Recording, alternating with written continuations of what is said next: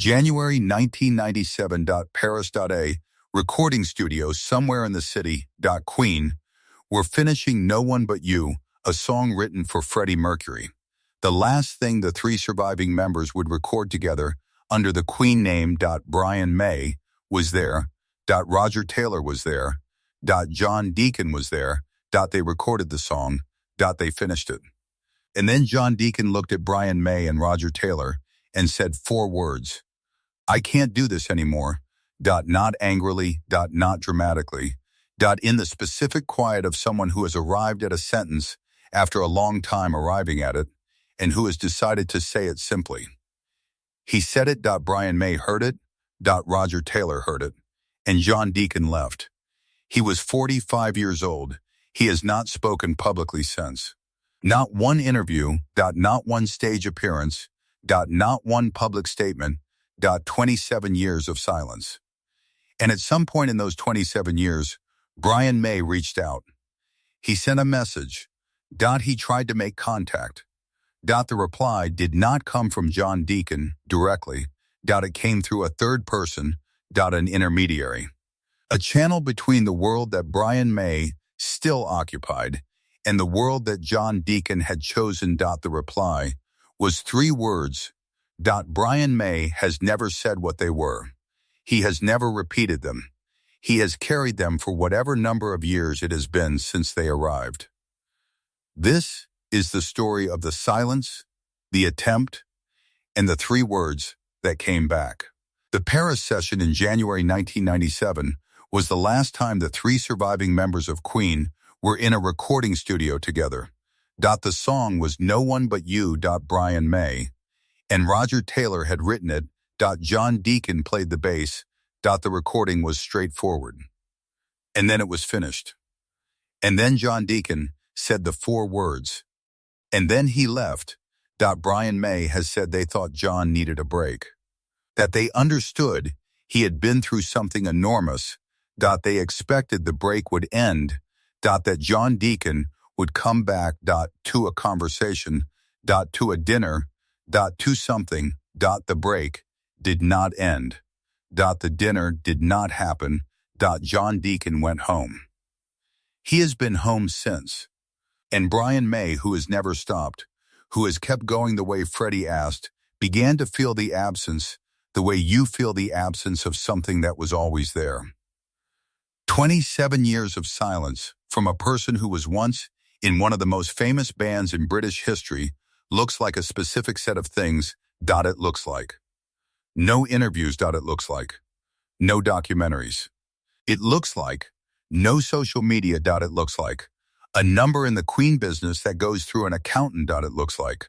A face that appears occasionally in the crowd of something public, the We Will Rock You musical, once, spotted in the audience, and then is gone. It looks like. A vinyl record signed for a charity auction in 2025. The first Queen-related public gesture in nearly 30 years. Delivered without a statement, without an appearance, without anything except the signature. John Deacon's silence is not passive. This is the thing about it that is hardest to describe from the outside. It is not the silence of someone who has withdrawn from the world. John Deacon has a life. He has a wife and 6 children and a house in South London and a golf game and the specific ordinary texture of a person who has decided to be ordinary. The silence is not absence. It is a decision. A specific and sustained and completely deliberate decision to withdraw from the public version of a life that he spent 26 years in. He withdrew. He has stayed withdrawn. For 27 years. For 27 years. And Brian May has watched this silence from the inside. He has been the person who has kept going the interviews, the tours with Adam Lambert, the documentaries, the Bohemian Rhapsody consultancy, the Mercury Phoenix Trust, the social media, and who has, across all of that continuation, maintained the relationship with John Deacon's absence. He has spoken about John Deacon in dozens of interviews. Always with care. Always with the specific warmth of someone protecting a person they love. He has said, "We don't speak. which is a shame. He has said, we have his blessing. He has said, it goes through management, through the accountant. He has not said, I have tried. He has not said, I reached out. He has not said, I sent a message and waited. And then, in one interview specific, brief, offered without elaboration, he mentioned that he had tried to contact John Deacon, that the reply had not come from John directly, that it had come through a third person, that it was 3 words. He did not say what the 3 words were. He moved on. The 3 words, not repeated. Brian May trying to contact John Deacon is not a small thing. 26 years of the same rooms. The recording of Bohemian Rhapsody. Live Aid. The innuendo sessions. The mother love vocal. The Paris session. And then the room stopped. The contact went through management. Through an accountant. Brian May, reaching out, sending a message. Attempting something more direct than the accountant channel is an act of vulnerability. Someone who has accepted an arrangement they did not choose, and who has decided, at some point, to try to reach past it. He tried. The reply came through a third person. Not through John Deacon directly. Through whoever carries messages between the world John Deacon is in and the world that Brian May is in. 3 words. Brian May received 3 words. Nobody knows what the 3 words were. Brian May has not said. He has offered the fact 3 words through a third person, and he has not offered the content. This is consistent with everything Brian May has ever said about John Deacon. The content of what passes between them stays where it passes. The fact that it passed is what can be shared. 3 words. The possible shapes of 3 words from John Deacon to Brian May. 27 years into a silence that was also a decision. There are many shapes. I am fine. Leave me alone. I hear you. I love you. Thank you. Both. Give it time. Not yet. Brian, I'm still here. Every one of these is 3 words. Every one of them is true to the character of the man who sent them. Every one of them says something different about the 27 years and what they have contained. Brian May has the actual 3 words. He has been carrying them since they arrived. He has never said them. And the not saying is itself a choice, the specific choice of someone who receives something private and who has decided that the private thing stays private. The accountant carries the business. The third person carried the 3 words. Brian May carries them. John Deacon wrote I Want to Break Free in 1984. He wrote it alone. Without collaboration. Without committee. He brought it to the band and they recorded it. The music video, the one where the band dressed as women in a parody of Coronation Street, the one that got the song banned in the United States and made it famous everywhere else, was not John Deacon's idea. The song was. And the song, which everyone associates with the video, contains a lyric that has nothing to do with the video and everything to do with a person. I've fallen in love for the first time, and this time I know it's for real. John Deacon had been married to Veronica since 1975, 9 years before the song. 6 children. The specific and sustained domestic life that had always been the counterweight to everything Queen required. And he wrote, I've fallen in love for the first time. This is either a lyric from the perspective of a character, a woman in Coronation Street, consistent with the video, or it is a lyric from the perspective of John Deacon himself, describing something that happened in 1975 and that he was still writing about in 1984. Point. He has never said which. He has never said anything about it. He wrote the song. He went home. He wrote the song. He went home. This is the pattern. John Deacon writes the song in the hotel room while the others are out. He brings it back. It becomes another one bites the dust. He writes the song about falling in love for the first time, and it becomes a #1 in 20 countries, and a music video that gets banned in America, and a Queen moment that people still talk about 40 years later. And John Deacon goes home. Not because he is indifferent to the songs. Not because the songs do not matter to him. because the songs are the work, and the work is done. He does not do interviews about the work. He does not tour the work. He does not maintain the public version of being the person who did the work. He did the work. He went home. And when the work ended, when Paris 1997 was the last session, and the 4 words were said, and the break began, that would not end, he went home for the last time. And 27 years later, Brian May reached out. And the reply came through a third person. And it was 3 words. And the songs, all the songs, the bass lines that held the songs together from underneath, the architectures that nobody talks about the songs are still playing, somewhere, right now, John Deacon, went home, the songs kept going. Roger Taylor has said, John was very much affected by the loss of Freddie, not devastated, not never recovered, very much affected, the specific understatement of someone who watched what happened and chose the most honest word. John Deacon was the member for whom the absence was hardest to carry, who found in 1997 that he could not carry it into another session, who said 4 words and left, home, Surrey, South London now, the golf, the children, 105 million pounds from the songs, the songs still playing, the 3 words still with Brian May. In 2025, John Deacon signed a copy of A Night at the Opera. He signed it for a charity auction connected to Freddie Mercury's birthday celebration. The signed record was announced. Brian May responded to the announcement warmly. The specific warmth of someone for whom this gesture contained more than a signature. John Deacon did not attend the event. He did not issue a statement. He signed the record and sent it through whatever channel connects his world to the world of Queen-related events, the same channel that carries the business through the accountant, the same kind of channel that carried the 3 words to Brian May. He signed the record. He sent it. And that was all. But that was not nothing. It was the first time in nearly 30 years that John Deacon had connected, in any public form, to something with the Queen name on it. The first time since the Paris session. The first time since the 4 words. The signature on A Night at the Opera, the album that contains Bohemian Rhapsody, the album from 1975.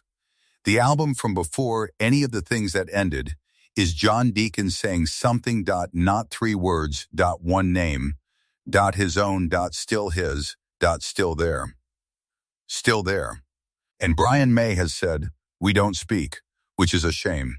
He has said it consistently. The same sentence. The same care. The shame is real. The shame is the specific and honest acknowledgement of someone who misses a person they love, and who has accepted an arrangement that does not include the person they love, and who calls the arrangement a shame because it is. 27 years of the accountant.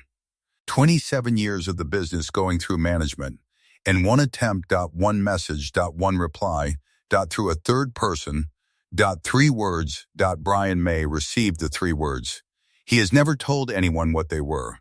And this specific silence, this decision not to share the content of the 3 words, is itself a form of respect.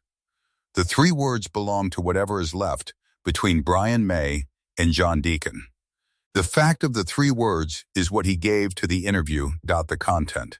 Held. The way John Deacon holds everything. The way the songs still hold everything. The bass lines still there, underneath the songs. Still holding. The accountant. This is the specific intermediary that Brian May has named when asked about his relationship with John Deacon. Not a manager. Not a mutual friend. An accountant. The financial professional through whom the business of the Queen catalog passes. This is the channel. This is the infrastructure of a relationship between 2 people who played in the same band for 26 years and who now communicate, if they communicate at all, through the person who manages the money. Brian May has said it without bitterness, without the specific edge that would appear in this sentence if it were being offered as a complaint.